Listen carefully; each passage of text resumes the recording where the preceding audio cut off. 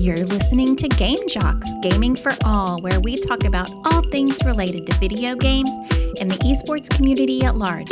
Find out more right now with our host, Josh Gabai, sponsored by Abacus3. Here's your host of Game Jocks, Josh Gabai.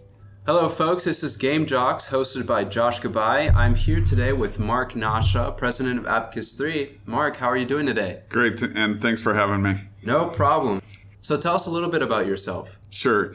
Mark Nausha, President of Abacus3. Abacus3 is an esports company here in Dallas.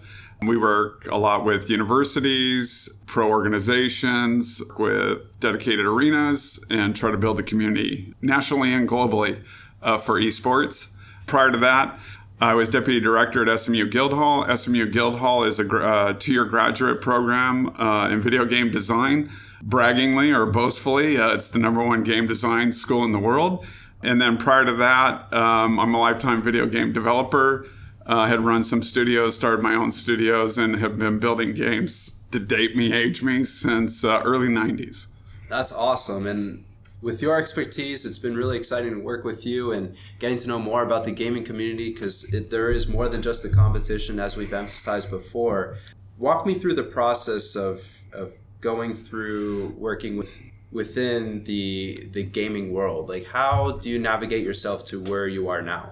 Well, I think if you look at just esports and you see the competition and all the passion, camaraderie that goes around that, spectating and goes around that, I think there's a lot more that goes on, not just from a production or event standpoint, but if I go back to my development years, the content standpoint, in actually building and designing games, I think there's a whole side of the content creation or design that people or fans may not be aware of. And we can talk about that at length if you want, and can kind of talk about, how games are built, how games are designed, and not departing from esports, but it's all gaming to me. So I think the main thing I want to convey as far as video game development or making games that people need to know, whether it's big teams or large teams, that it definitely is a team sport.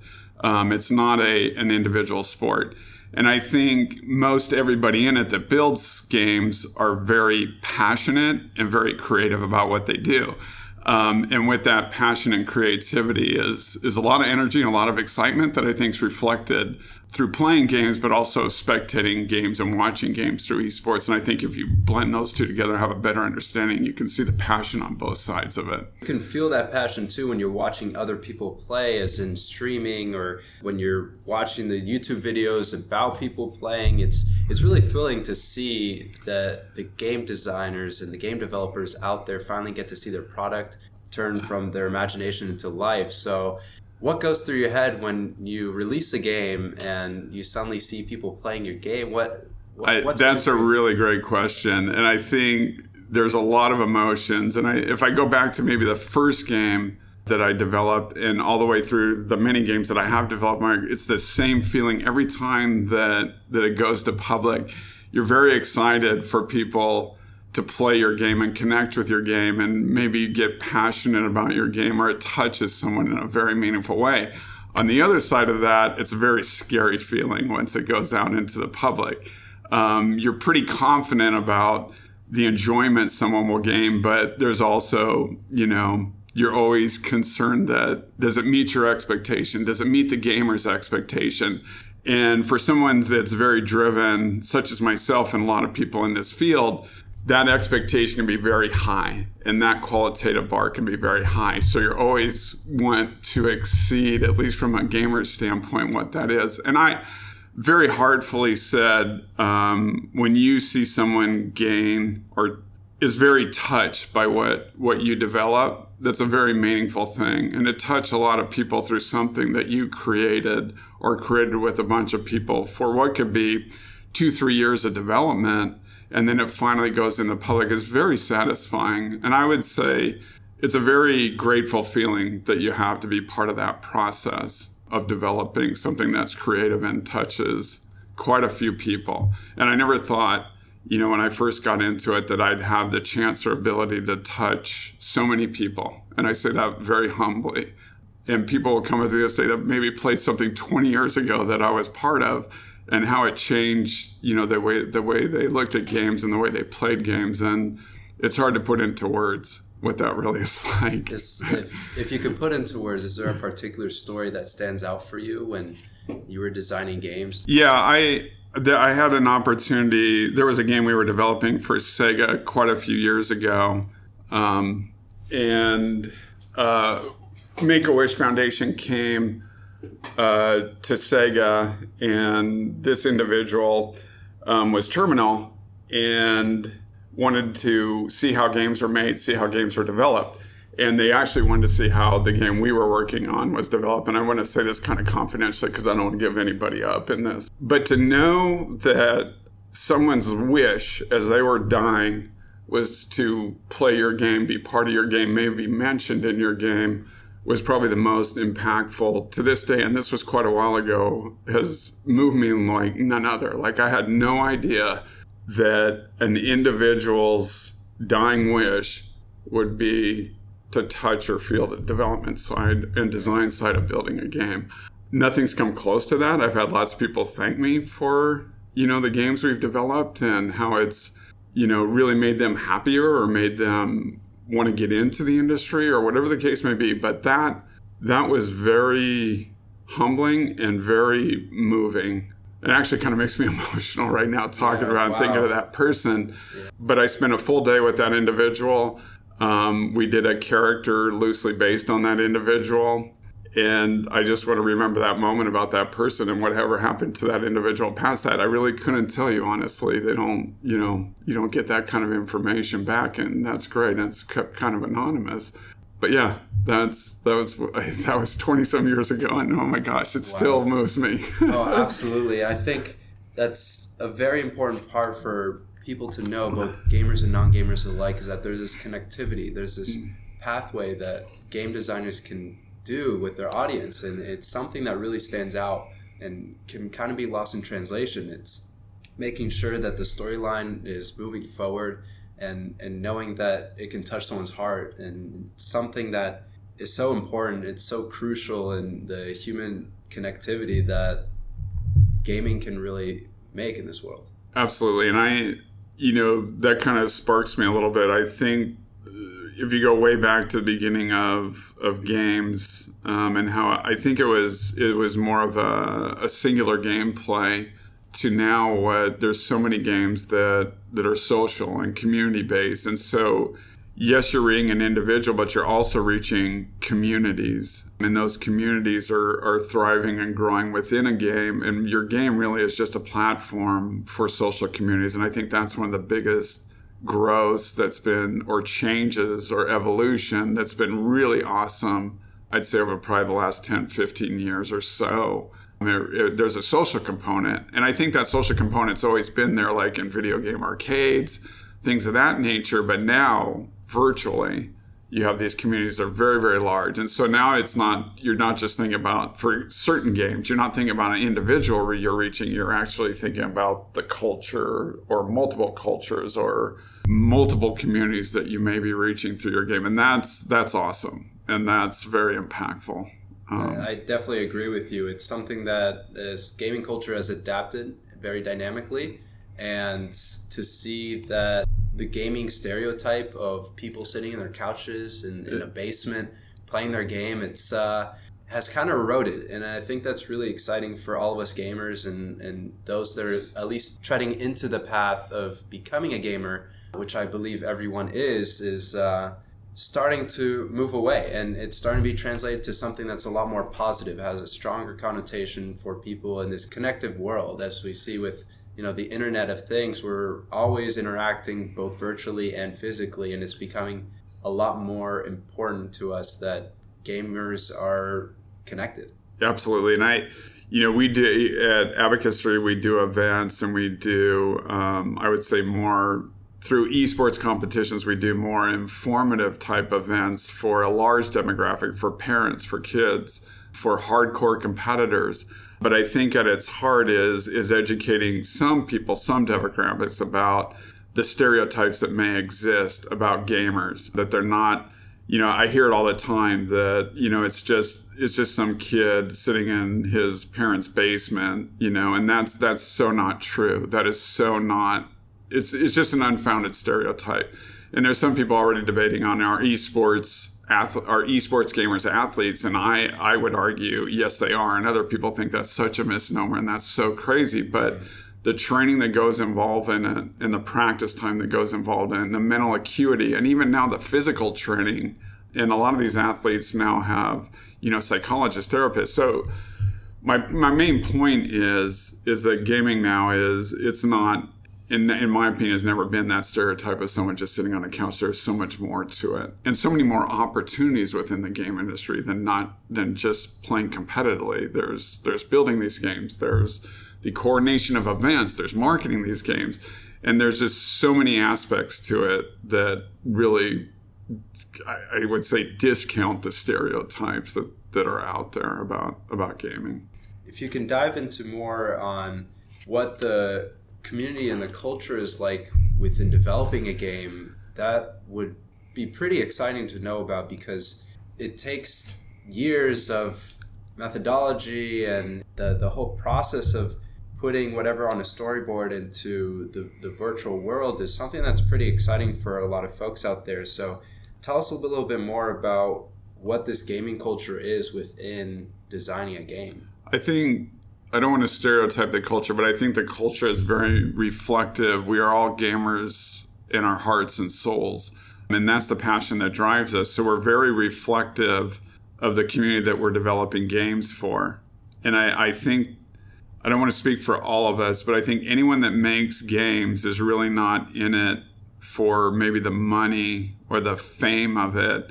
They're in it to maybe impact lots of people in a meaningful way and contribute to this craft that we do in a meaningful way. And I would say a lot of us look at it definitely as an art form, and probably the new art form of probably the last 30, 40 years. We just have a different medium to develop our art or our craft. So I would say a lot of us culturally, it's the thing we have to do. We either found this industry or this industry found us, but we were very much cut of the same cloth, that it's just in us to make and want to develop games. And that may be hard to wrap your head around a little bit, but most everybody I meet all say the same thing. If it wasn't for this industry, we really don't know what we would be doing, honestly. Mm-hmm. And a lot of us come from a lot of different places. Backgrounds are very different. You have people that maybe were like English majors to hardcore CS people, which is kind of a common thing out there to some degree. But there are computer programs can be making a lot more money in other industries. This is our passion, this is our drive. But I think at its core, the culture, it comes from, we just love playing games. And then once we played games and found the opportunity to develop games, it's a very different thing than playing it. It's fun, the content. There's a lot of pressure and an expectation to be built on that. And I think we all kind of drive each other and feed off of that. I would say wanting to deliver high quality, high entertaining product.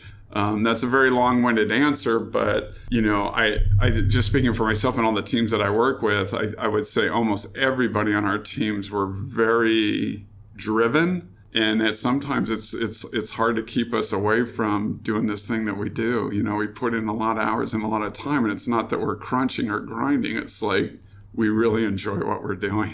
Definitely want that collaboration there, but that focus, that drive, that passion that you're mentioning about is something that everyone should really know. It's not about the fame, it's not about the money, it's more about, can I make what I have in my head into reality? And you have this vision with everyone else within your team to be able to push that forward. So once you push that game out there, it's released, and you already have that gaming community alive and sparked up about this game. What kind of experiences do you try to push for the fans out there when it's put into a physical event? Is it is it the same methodology as being inside developing the game virtually and putting that physically, or is it some other way that that you start to think? No, the reason I'm in esports is because a lot of the methodologies we use for game design or keeping people engaged in something is the same methodologies that we use for esports events. I say it this way, we're dopamine dealers, and what I really mean by that is we want to reward you for doing that thing you enjoy doing. So whether you play an FPS or you play an RTS or you play more action arcadey type games, at its core, at its heart is within that genre, players enjoy doing a certain thing. And for doing that thing, we reward you more and more and more. So you keep wanting to do that thing that you enjoy doing in a very positive way. And obviously people are not going to keep playing something if they know they're getting like duped or manipulated or anything like that. Really good game design and really good games do that very, very well. I've been fortunate or blessed enough to be on some games that do that extremely well. That same methodology for going to an event, to going to a live event, you want to provide that same experience or same feeling at a live event that you would as an individual playing a game. However, you want to provide something that they cannot get at home that they could only get by attending a physical event. And that's what we try to provide. And so you keep wanting to come back to that physical event because you're going to get rewarded for that thing you like doing, which is watching esports or appreciate high-level competition or competing yourself.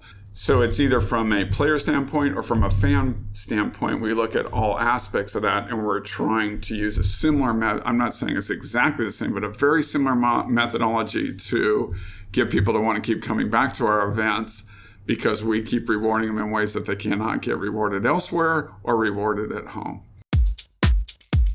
Game Jocks is sponsored by Abacus3. Abacus3 creates world-class and immersive esports experiences, events, and activations that attract and engage the next generation of gamers. They're the only company to offer a turnkey workflow from strategy, design, build, production, and sponsorship in an effort to bring together and enhance the collective gaming community. Find out more at abacus3.gg to see how Abacus3 can immerse you closer into the gaming world. It's a really great putting it out there that it's a see it, touch it, feel it kind of way for events, the same way you try to do with the video game. How do you design versus designing something in the virtual space? How do you design something physically to the way where you're kind of gamifying the experience? So I think the same way on games, I don't want to say games is some sort of panacea or cure-all for everything, but you want to look at your audience, you want to know exactly who they are. You want to know what they've expected in the past and also what they might not know exactly what they want in the future. And that's very challenging and interesting. So again, it's the same. It's understanding who your audience is. It's understanding what they want. It's understanding they're only going to be in this physical space for a finite amount of time relative to I can sit on a game and play at my leisure or play day in and day out. So you have to be very focused and very poignant about what are they going to get moment to moment at that event? How are they going to want to be at that event more and more? And so if we gamify that event during maybe, let's say that they're 8 to 12 hours, it's just a more compressed design of what we would like on an MMO or something where you're leveling up, and we would gamify in the same way so they could spectate certain things, they could participate in certain things, and then we're going to reward them for doing that so that they want to do more. And we have done those in the past, and we found that once people get into it, let's say in game terms, they're level 2, level 3, level 4, right. And let's say we level cap at 40 at a game event, they're going to want to go all the way. And we find that people in the physical space, when we gamify things, because they're so used to the terminology, they're so used to the experience, we can translate that virtual into a physical experience. And it's more tactile. It's less digital, obviously. Some of it is, like I said, moving around in a space. Some of it could be doing some fan activation at some booth at a space. But they're going to get the same, as I said earlier, it's that reward system for doing this thing. So they're going to want to do that more and more and more. And then the reward system has to build accordingly. And do you find that within events for the non-gamers out there that it's an easy transition, or is it more of a tougher take to try to make them feel like they are a gamer? Yeah, I think it's communicating to a physical audience what this thing is. And it's like, oh, this feels like a game. And I think getting to that, it feels like a game part is probably the hardest part. But as soon as they get that aspect of it, then they'll easily jump in, even though it could feel like a pen and paper game. It could feel like a board game to some extent, but as long as you introduce it correctly and then they understand, you start to use like terminology or like experiences in the physical space. It's a really great putting that out there, that again, it always goes back to the feeling of what the event is in the game. So you can tell us a little absolutely. more. And I think you have to really define whether it's a game design or it's a esports event. You really have to define that feeling that you're trying to convey. And I would say game design or events is a very iterative process. And what I mean by that is we're always looking for feedback from our users or from our fans at an esport event. Is what did they like? What did they not like? And then we can keep coming back at that and making it better and better and better over time. And it's the same exact idea. Think in the way that you can be a game designer yourself, because as building events, you're trying to push that storyline in for them where they can feel motivated. Get that feeling where they notice that, hey, I am a gamer and I'm proud of being a gamer. There's something elemental about that. Absolutely. And I whether you're a video game designer or not, we've had people at our esports events that were not video game designers, however, kind of understood from a gamer standpoint what those people expected. And they were able to start doing some design as we gamified esports event. And that's what I find very interesting about the esports, is we can bring in lots of different people that maybe don't have a experience level of a seasoned video game developer, but have all the skill sets and understanding of what that experience is. And I'd say, honestly, good game designers understand what is fun and what is not fun, and they're able to define that very well from either competitive games or other esports events, and they're able to capture that very well. And I think very succinctly, that's what makes a good designer. And I know you didn't ask me that, but that's really how we've done these things and looked at very different places on how to gamify events. And I again, it goes back to opportunities and the opportunities that exist in this space, from video game development to esports. But there are lots of places people can come in and gain careers or gain experience at doing not just game development, but esports events as well, that translate both ways. And I think that's really amazing to hear, because anyone out there that is still at school majoring in something that they don't believe that they'll be doing after school, it doesn't matter whether or not it's something in engineering, something in humanities or the arts. As long as you can tell a story and put that story into words, into events, into something that could be virtual, you can create something that will be worthwhile and something that's memorable for the audience out there. And I find that very important, because we all have those friends that thought they knew what they were going to do the next few years, and they have to change their way or adapt to something else that they find some other interest in, and that's totally fine. And Mark, I think that's a lot of what you were mentioning is something that is almost pretty crucial to know, is that there's this feeling of feelings, and trying to put all of that together into the storytelling is something that's very fruitful. So putting the social aspects in gaming, the virtual aspects as well, and putting in your team out there to be focused and driven. There are times where there can be a lull, and there are ways where you'll start to overthink things or start to put a lot of things in your head, but push that off to the side. What would you say is your place of calm, where you say that this is where I can be at most relaxed? Whether it's in the space or in general, something that you can sit down and say, this is what I want to do because I feel great. Well, I think the place I feel most is when I see great ideas or great dreams come from lots of different places.